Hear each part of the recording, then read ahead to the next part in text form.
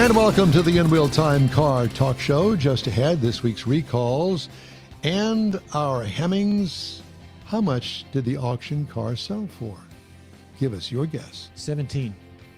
Yeah, that's too early? 42, Yeah, it's 42. a little bit too early for that. But you're in the ballpark. All right. Not. Never Jeff has am. the racing calendar. We'll have This Week in Auto History, and I'll have some stories making automotive news headlines this week, all coming up in this segment of the In Real Time Car Talk Show. Howdy, along with Mike out of this world, Mars. We always need more Jeff Zekin. David Ainsley is listening to every word I'm saying, and I'm sure as soon as the show is over, he'll call me and say, Hopefully he's Don, writing it all why down. did you do that? Is he writing it down? Is he writing Probably. every word He down? doesn't have to. is. He can still remember it. All of it. Yeah, he said he doesn't take off only on days that end in Y. There's that. He is listening.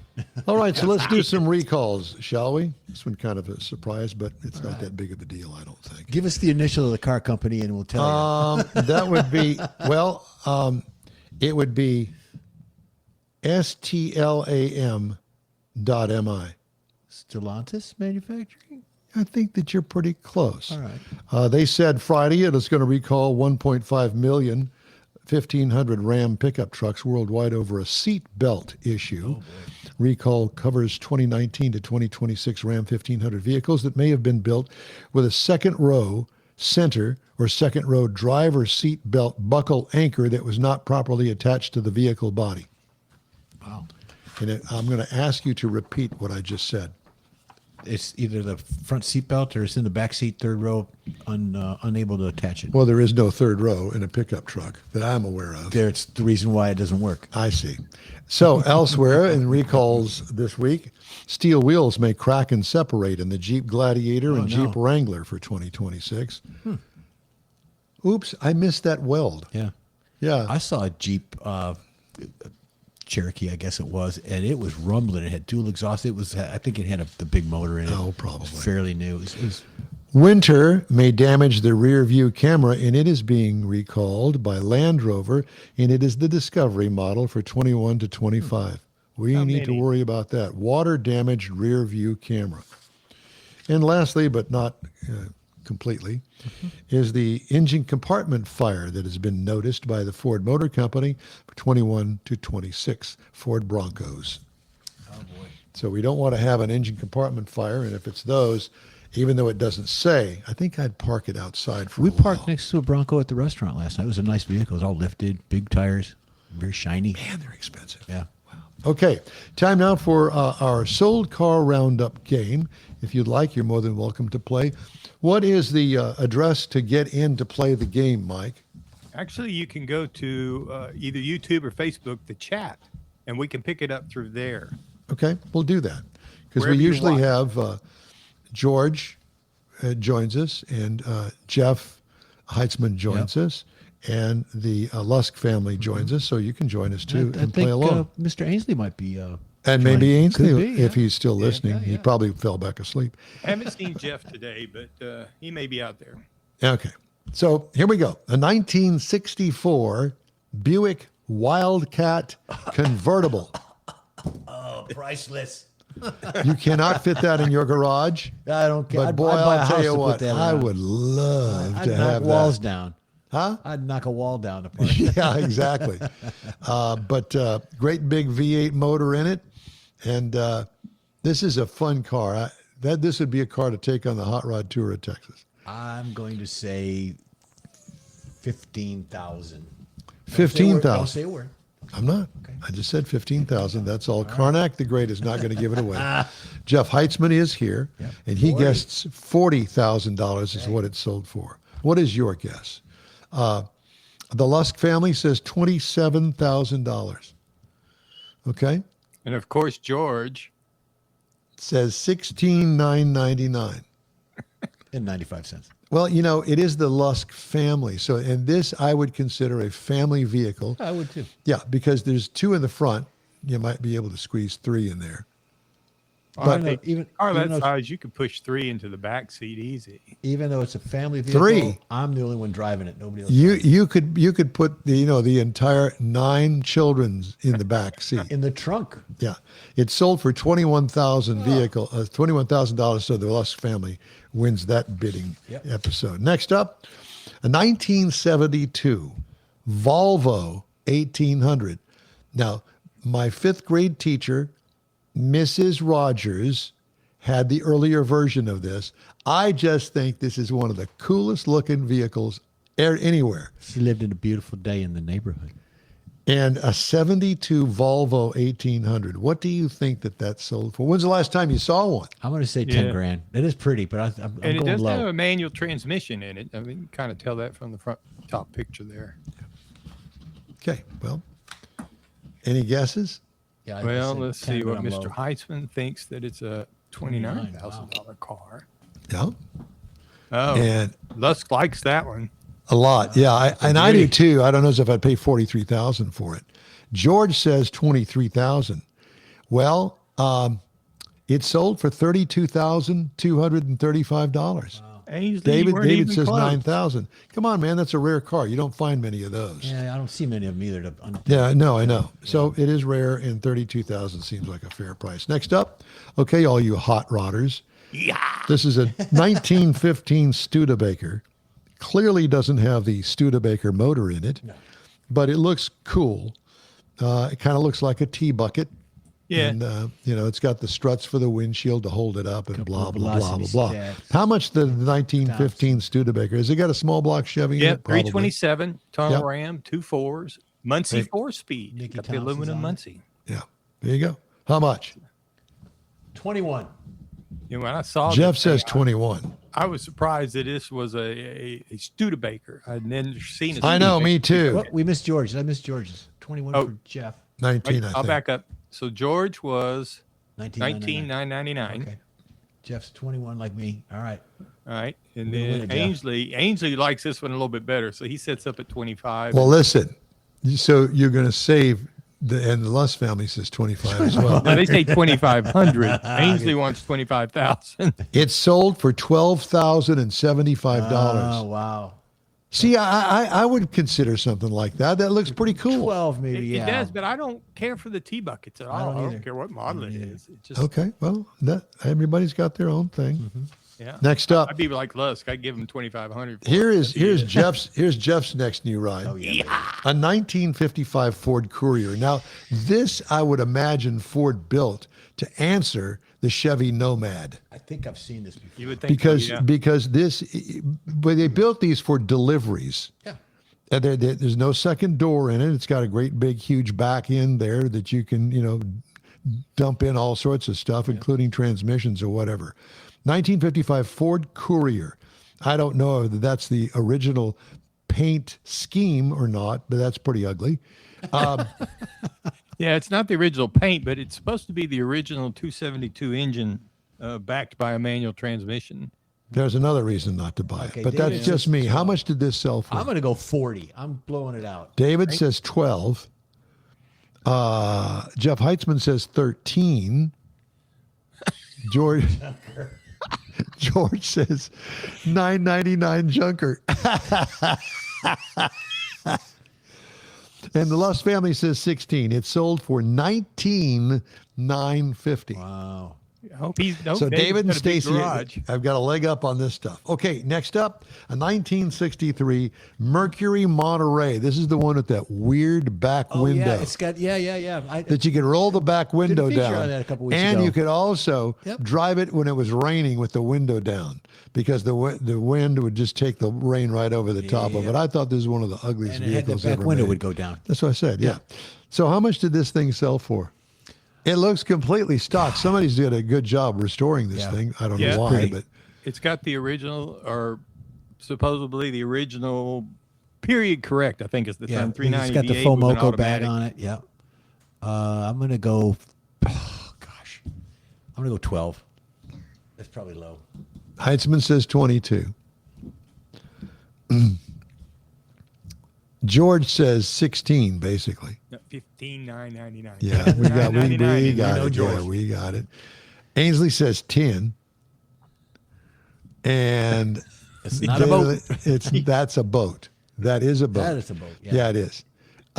With a roof on it. It's ugly. It sold for $14,175. Close. Closest one all day. Yep, that's it. I'd drive it. Of course you would. Yeah, I would.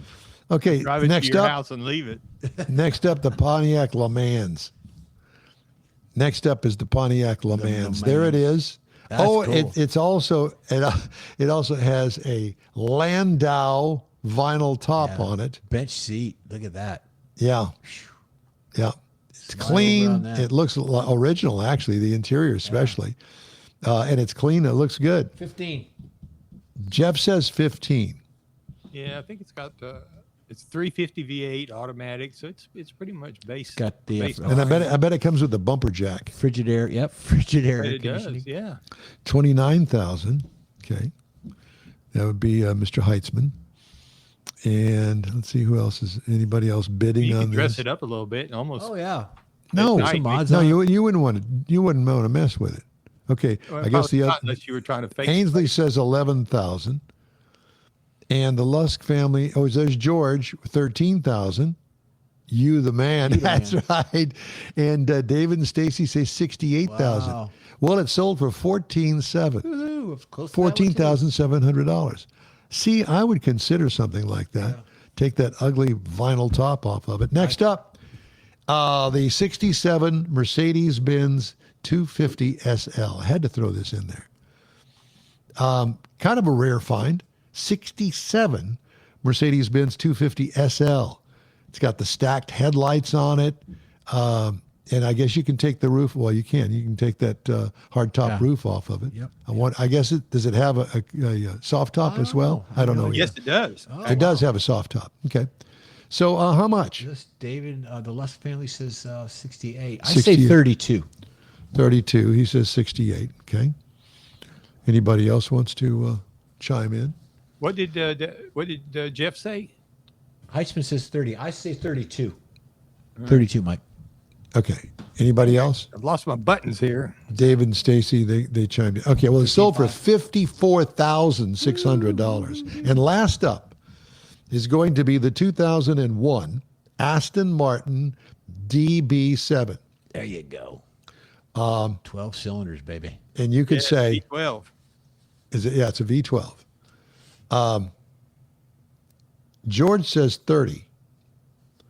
Yeah, Okay, I think I'm gonna it's the go- wrong one. Now I think I got What?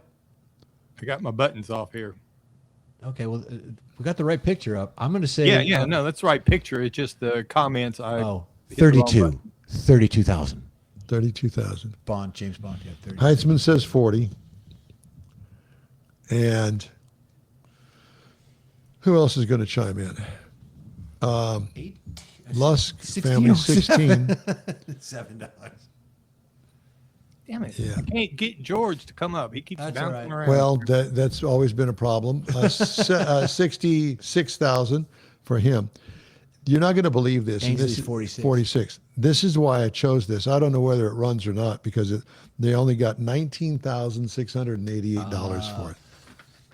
Wow. Kind of I think it's surprising. the V12 killed it. Well, that and the parts and the repairs. Oh my God! Can you just imagine? Yeah. No thanks. I'm good with that. All right. I'm going to give you now my take on our next car review.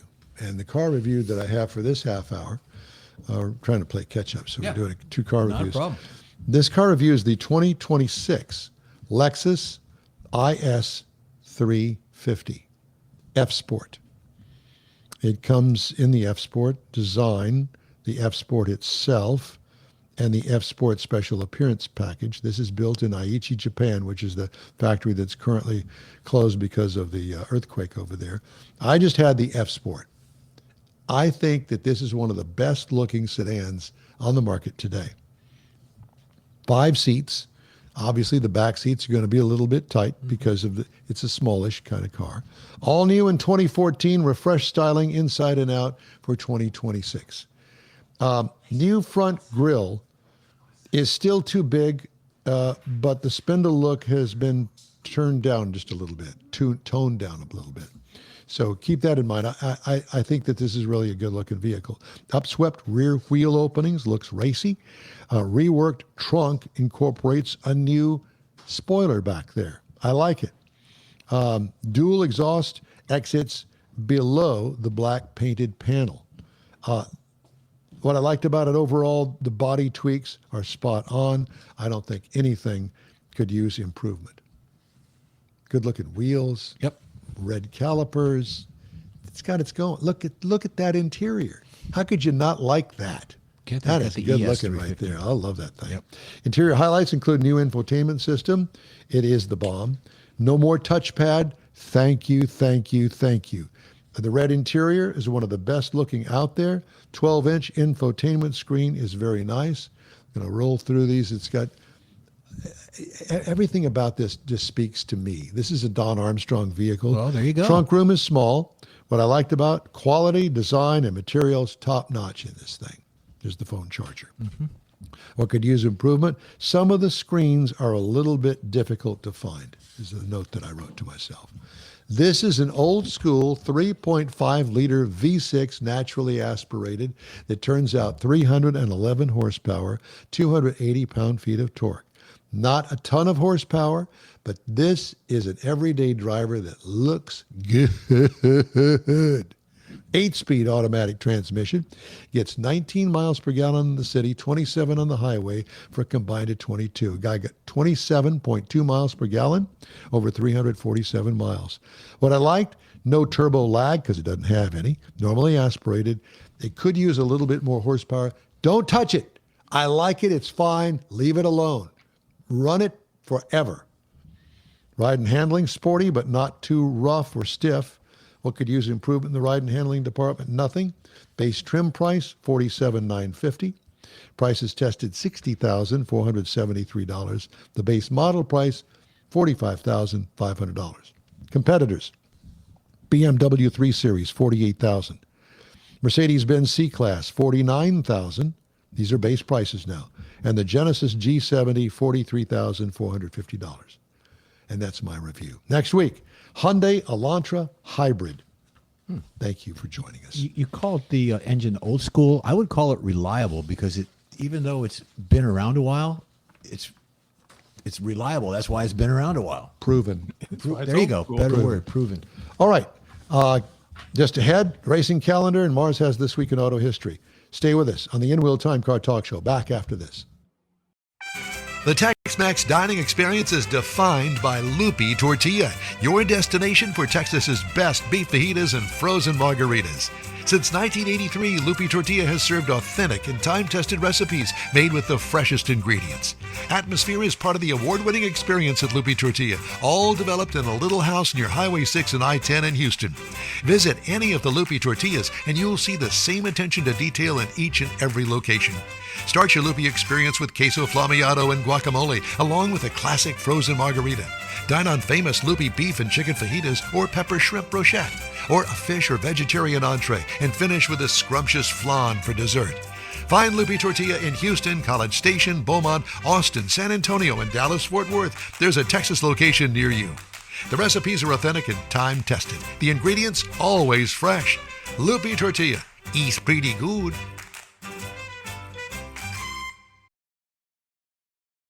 The In-Wheel Time Car Talk Show thanks you for 15 wonderful years. Yep, our first show aired May 7th, 2011 on a local radio station. Then it was a move to the digital world and social media, and you followed. Thank you. We continue to build and grow our fan base, and it's all because of you and your auto enthusiast friends. We appreciate your support. It's always great to see you at our remote broadcast, too, and we hope you'll continue to stop by and say hello. It's been a great ride, and we hope to bring you more fun and adventure right here on the In-Wheel Time Car Talk Show. Is on the air 10 to noon Central Time. Listen and watch on InWheelTime.com, Facebook, and YouTube. And if you miss it, you'll be able to connect through a podcast from your favorite podcast channel anytime. Time now for the racing calendar, sponsored by the Texas Muscle Car Club Challenge. Thank you for that. NASCAR is off this weekend. Formula One is off until the 23rd of August. Indy is off until the 9th of August. And NHRA is off until the 20th of August. Is this some sort of holiday that I missed? It's just a break, summer break. I got it. Trying to get the kids ready to go I back guess to so, school. yeah. But the only thing's running is lawnmower. So Enjoy. All right. Yeah, well, mine ran yesterday, and darn you, killed me. Time now for This Week in Auto History, Mr. Mars.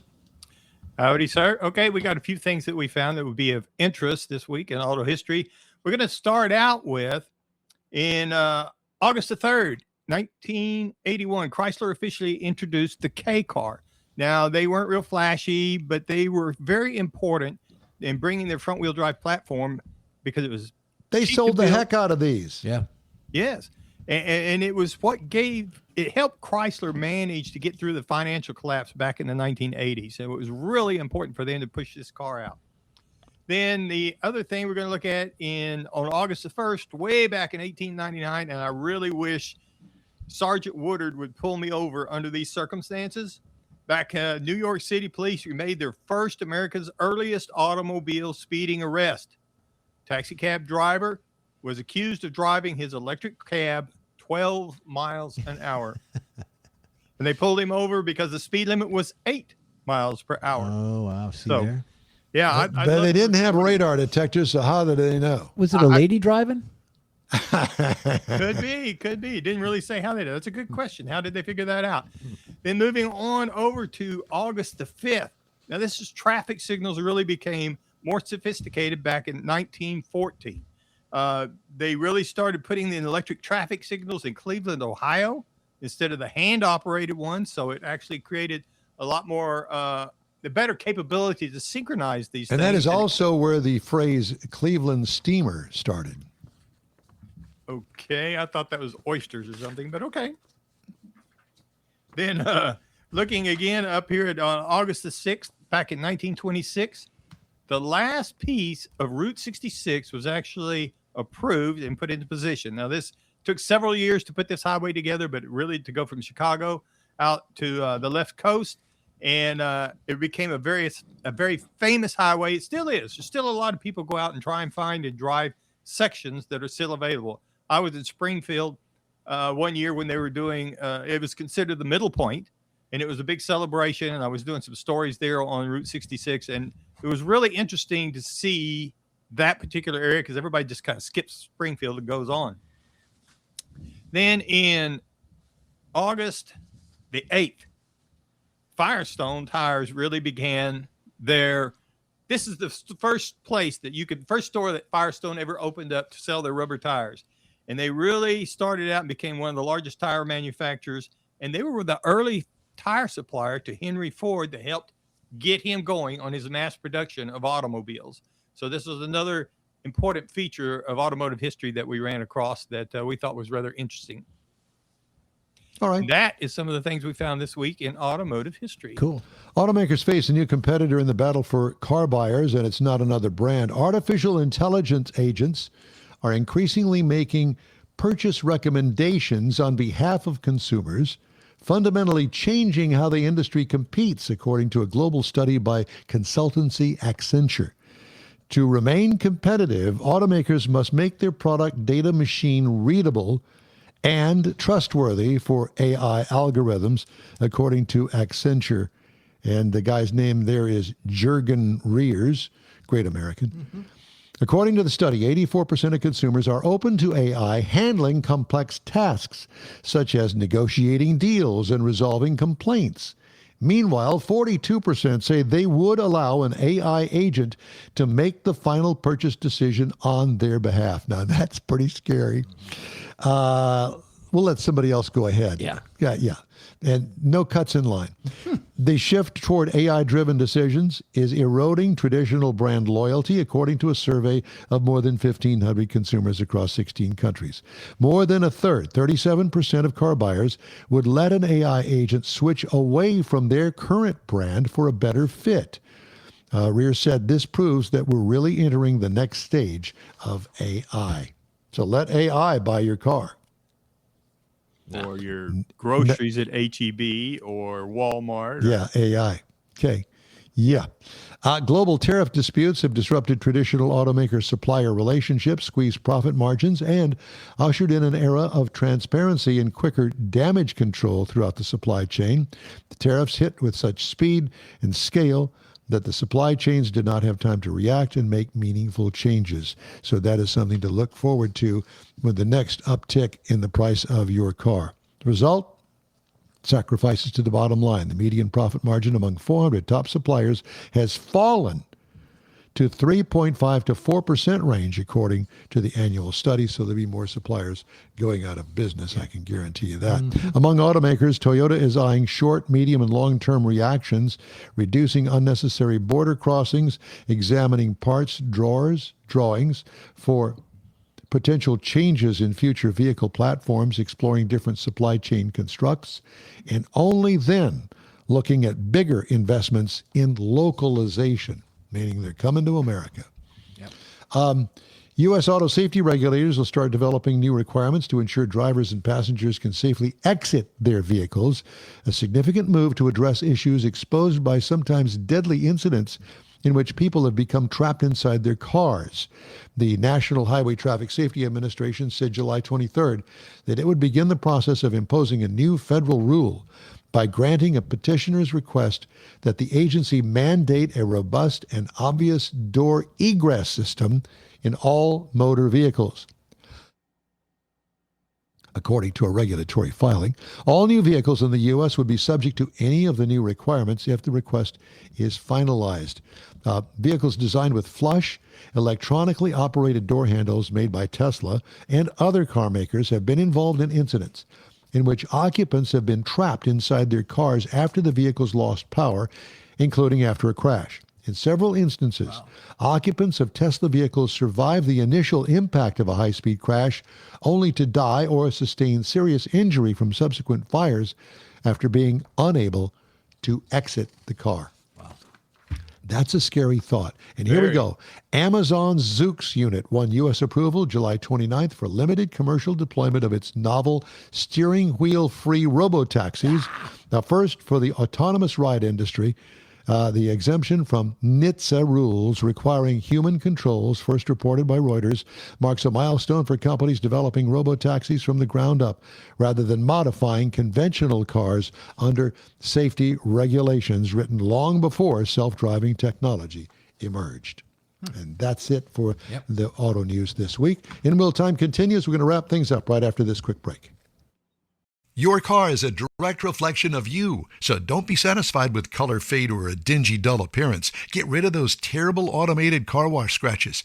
Gulf Coast Auto Shield is your Save the Paint company. John Gray and his team of detailing experts can help your cars finish without a full repaint. Searching for real experts in window tint or windshield protection? Gulf Coast Auto Shield. Dash cams, radar detectors, Gulf Coast Auto Shield. Got a new car? Get it protected as soon as you take delivery. If you don't know which of the multitude of protection products to go with, John Gray will give you an honest opinion and won't sell you something you don't need. John will help you understand the many options and pricing right on the spot. He's your guy to have your ride looking its best and protected too. See the state-of-the-art shop yourself. Free tours anytime. Gulf Coast Auto Shield is easy to get to, located just south of the Southwest Freeway on the Sam Houston Parkway. Gulf Coast Auto Shield, full-service luxury car care today and online at gcautoshield.com. Gift giving should be meaningful, and we have an idea. A hand-painted custom illustration of your car from one of the nation's leading artists. Now you can get one or a car show poster customized for you, a friend, or a loved one.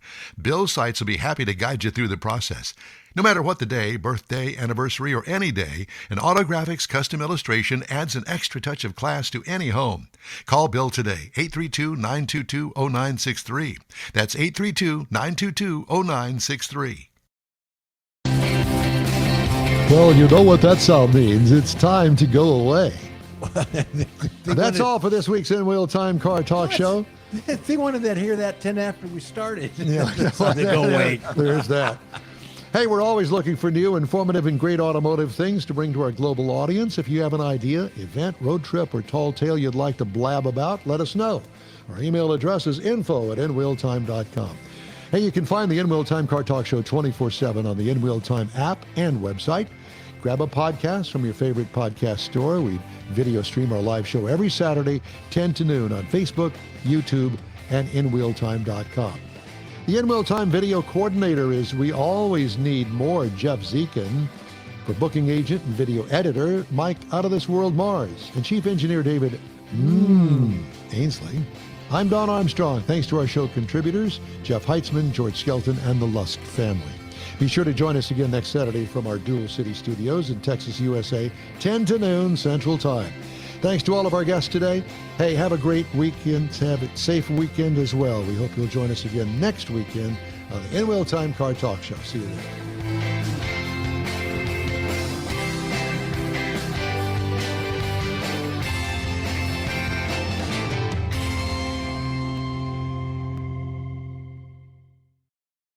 That's it for this podcast episode of the In Wheel Time Car Show. I'm Don Armstrong, inviting you to join us for our live show every Saturday morning on Facebook, YouTube, Twitch, and our InWheelTime.com website. Podcasts are available on Apple Podcasts, Spotify, Stitcher, iHeart Podcast, Podcast Addict, TuneIn, Pandora, and Amazon Music. Keep listening, and we'll see you soon.